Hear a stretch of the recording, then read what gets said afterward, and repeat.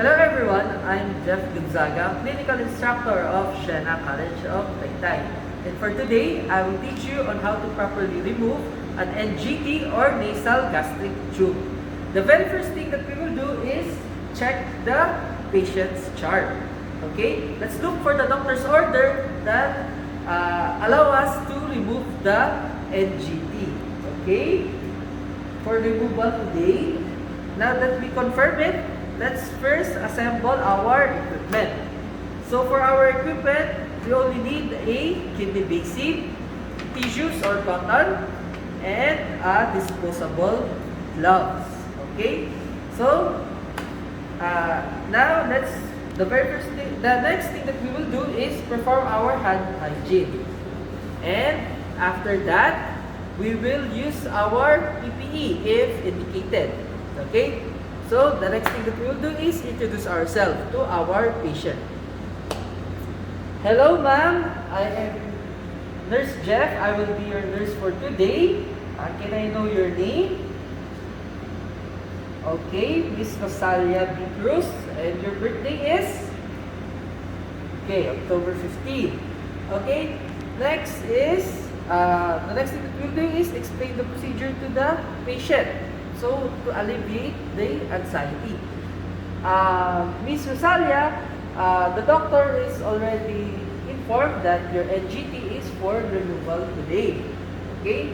So, I want you to relax and so that the procedure will go smoothly. Okay? Next is, let's put our gloves.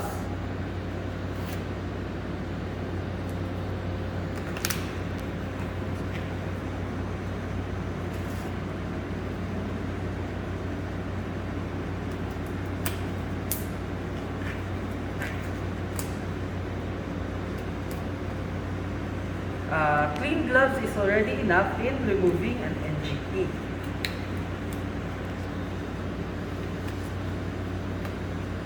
So, we already have our gloves. Then the next thing we'll do is to remove the tube.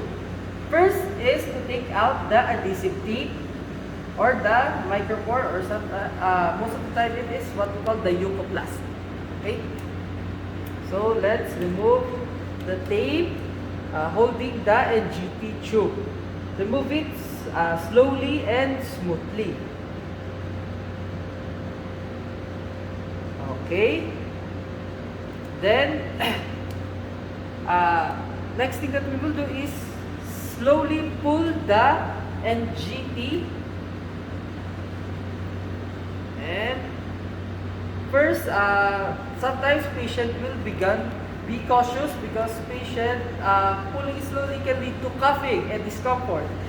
And always remember, do not remove the NGT if there are any resistance that can harm the membranes or organs of our patient. Then, let's remove it. After removing it, now that we remove the NGT, conceal the tube. The best thing that we can do is provide a plastic bag, because this is still a hazardous material.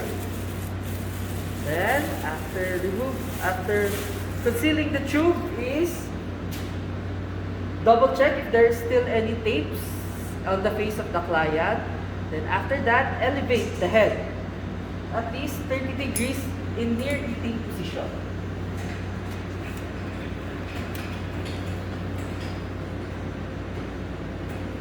Okay. Then the next thing that we can do is provide a mouth care. So, tissue, or it can be water, toothbrush, or mouthwash, it is allowed. Okay? Provide mouth care to your patient. After that, you put off your gloves.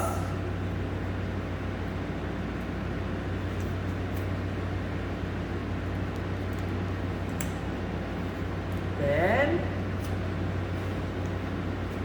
document the necessary conditions and be alert for patient's discomfort. Then after documenting, dispose everything, the equipment that you use and the tubing. Then After that is do hand washing, and I think that's all, and I thank you.